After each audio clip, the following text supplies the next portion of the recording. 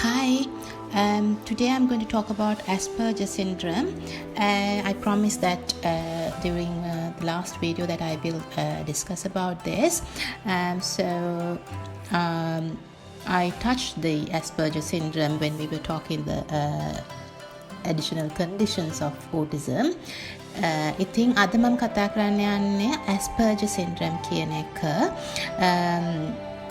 අපි කිව්වා ඊයේ සැරේ කතා කරද්දී මම මේක කියන්නම් කියලා Asperger syndrome එක ගැන.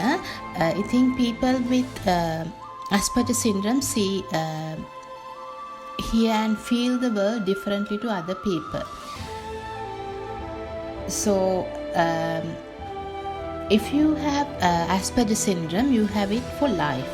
If it is not an illness or disease and cannot be cured. So often people feel that Asperger syndrome is a fundamental aspect of their identity. ඉතින් Asperger syndrome එක තියෙන දරුවෝ වැඩිහිටියෝ ලෝකයේ දකින්නේ වෙනත්ම ආකාරයකට සාමාන්‍ය දරුවන්ට වඩා.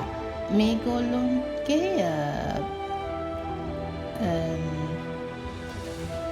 මේක සින්ඩ්‍රම් එකක්.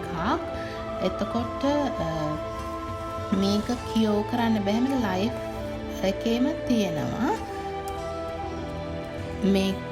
මේකේ Asperger syndrome එකේ ලක්ෂණ autism ලක්ෂණත් එක්ක තමයි Asperger syndrome එක ඇති වෙන්නේ. ඉතින් children with Asperger syndrome tend to have average or above average intelligence. They have difficulty interpreting other people's emotion, thoughts and body language. So we know that even the autistic children have this. So Asperger syndrome can be there with the autistic children as well. I think the difference is that the children with Asperger syndrome tend to have average or above average intelligence. ඉතින් autistic child කෙනෙක්ට වඩා ටිකක් වෙනස්. මොකද autistic child කෙනෙක්ට average or above average intelligence නැද. autism තියෙන දරුවෙක් ගණන් එහෙම කියවනවා, වැඩි නම් numbers ගොඩක් කරන්න පුළුවන්. ඒ වගේ තියෙනවා නම් autism උත් එක්ක ඒ කියන්නේ මට Asperger syndrome එක තියෙනවා. autism spectrum එකේ පල්ලෙහාට තියෙන්නේ syndrome එක. autism spectrum එකේ high වෙලා නෙමෙයි පල්ලෙහාට වෙලා තියෙනවා. ඉතින් එකම ප්‍රශ්නේ තියෙන්නේ autistic child කෙනෙක් වගේම මේගොල්ලෝ තියෙන interpreting skills වල අඩුපාඩුකම්. කියන්නේ emotions තේරුම් ගන්න බෑ අනිත් කට්ටියගේ. ඒගොල්ලෝගේ body language එක තේරුම් ගන්න බෑ. There is currently much discussions among experts on what is Asperger syndrome, because this is a newly, not very recently, this was found by a scientist in, I think, if I'm not mistaken, in 1940s. So she was in Australia, and it's her name was Asperger, his surname was, so it's after her name. The discussion is about whether should be distincting from high functioning autism or just included within the spectrum. ඉතින් තාම එක සාකච්ඡාවට තියෙනවා සයන්ටිස්ට්ලා කතා කරන මේක අපේ autistic spectrum එකේ ඇතුළතම මේක අදාළයි කියලා ගන්නවද කියන එකයි. එහෙම නැත්නම් කියන්නේ මේක high functioning පැත්තට ගන්නවද ස්පෙක්ට්‍රම් එකේ තියෙනවද කියන එක තාම ඒගොල්ලෝ ඩිස්කස් කරනවා. ඒ කොහොම වුණත් Asperger syndrome එකේ දරුවන්ට තියෙන පහසුකම තමයි ඒගොල්ලෝගේ intelligence above average hari. So this we know about the autism. Autism is a spectrum condition. So all autistic people share certain difficulties, but being autistic will affect them in different ways. Some people with Asperger syndrome also have mental issues and other conditions as well. The other conditions mean ADHD, අපි අර කතා කරපු අනිත් condition, hearing impairment, එතකොට Down syndrome, ඒ වගේ දේවල් තියෙන්න පුළුවන් Asperger syndrome එක තියෙන දරුවන්ට. එතකොට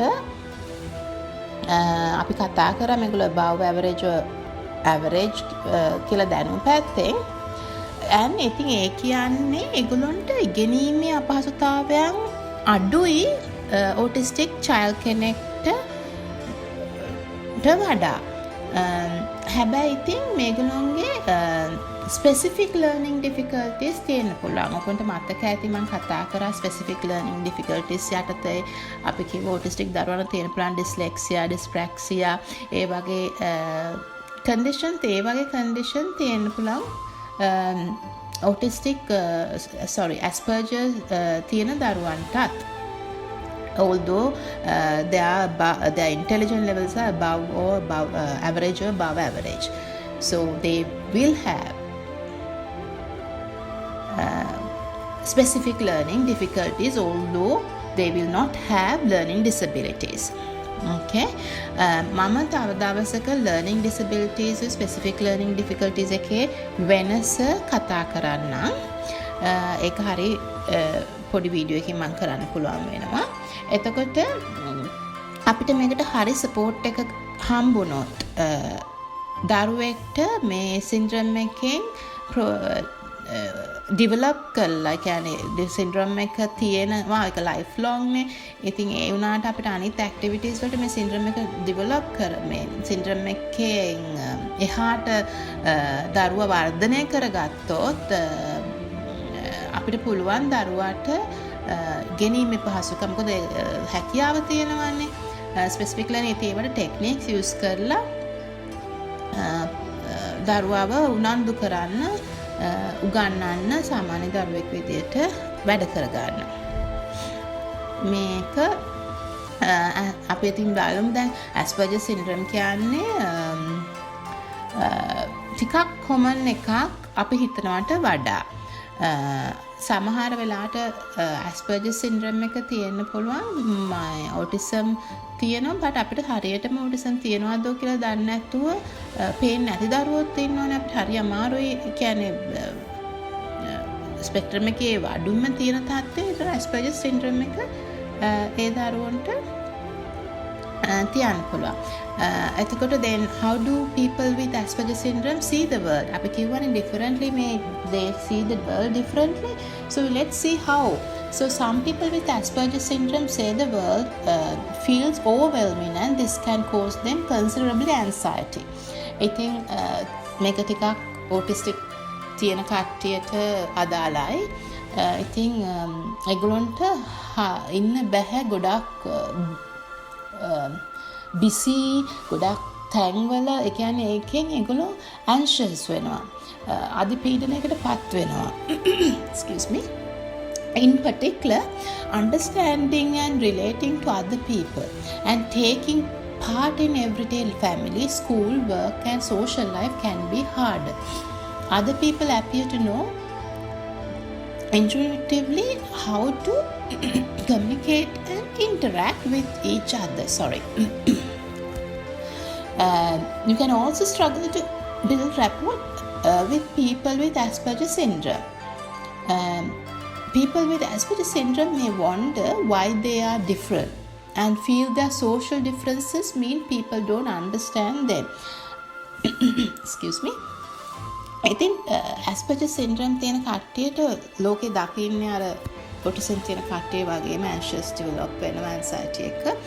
ඉතින් ඒගොල්ලෝ හරි අමාරුයි මිනිස්සු ගැන අඳුන ගන්න, තේරුම් ගන්න. and ඒගොල්ලොන්ට තේරෙනවා, ඒගොල්ලෝ හිතනවා ඇයි මම වෙනස් අනිත් කට්ටියට වඩා කියන එක. autistic දරුවෙකුට ඒක තමන් ගැන අවබෝධ කරගන්න හරි කාලයක් යනවා. මෙතන වෙනස්. මේගොල්ලෝ ඉන්ටෙලිජන්ස් තියෙනවානේ. එතකොට කමියුනිකේට් කරගන්න ඉන්ටරැක්ට් කරගන්න හරි අමාරුයි. එතකොට අපි Asperger syndrome තියෙන දරුවෙක් හරි වැඩිහිටියෙක් හරි එක්ක ගනුදෙනු පවත්වාගෙන යන්න එක විදිහට ගනුදෙනු පවත්වන්න පුළුවන්. දැන් ටීචර් කෙනෙක් වුණොත් ඒ දරුවත් එක්ක ඉගෙනීම කරගෙන යන්න, රැපෝ එක බිල්ඩ් අප් කරගෙන යන්න හරිම අපහසුයි. මොකද ඒගොල්ලෝ දකින්නේ වෙනස් විදියකට නිසා.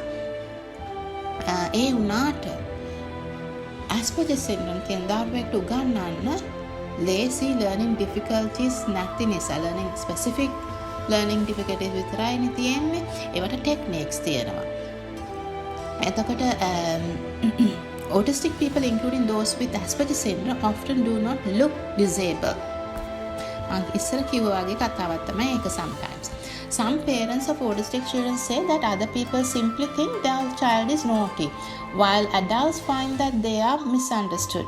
We are educating the public about autism actually by doing these type of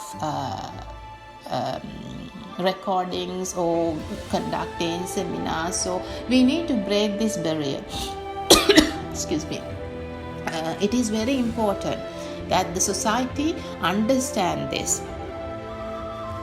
ඉතින් අපි ඩයග්නෝසිස් එක විදියට කරනවා. ඩයග්නෝසිස් එක মাল্ටි ඩිසිප්ලිනරි ඩයග්නෝසිස් එකක් කරන්නේ ඒ ටීම් එකේ ස්පීච් ඇන්ඩ් ලැන්ග්වේජ් තෙරපිස්ට් කෙනෙක් ඉන්න ඕනේ, පීඩියාට්‍රිෂියන් කෙනෙක්, එතකොට සයිකියාට්‍රිස්ට් කෙනෙක්, එතකොට සයිකොලොජිස්ට් කෙනෙක්. ඔයගේ মাল্ටි මොකද මේක අර ඉන්ටෙලිජන්ස් නිසා හරි අමාරුයි ඩයග්නෝස් කරන්න. ඉතින් ටීම් එකක් ඇතුළත ඩයග්නෝස් කරන්න ඕනේ. ඒක মাল্ටි ඩිසිප්ලිනරි ඩයග්නොස්ටික් ටීම් එකක් විය යුතුයි.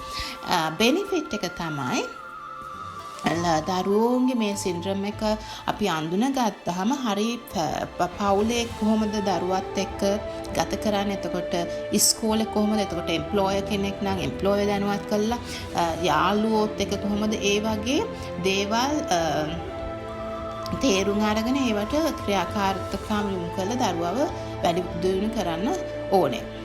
එතකොට සපෝට් එක අවශ්‍යයි.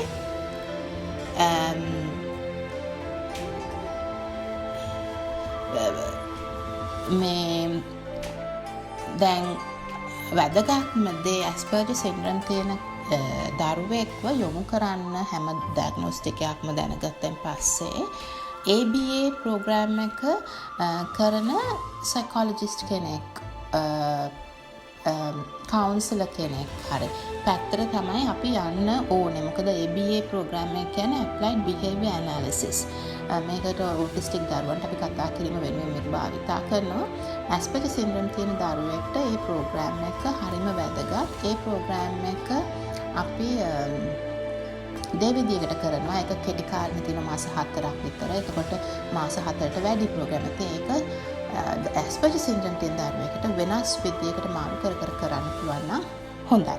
ඉතින් දෙමාපියනේ මේ හැම දෙයක්ටම ගැනම කම්පා වෙන්න එපා. අපිට පුළුවන් එක අඳුනගත්තොත් කලින්ම ඒක තෙරපි වලින් දරුවව වර්ධනය කරලා සාමාන්‍ය දරුවෙක් විදිහට ජීවත් කරන්න පහසුකම් සලස්වන්න.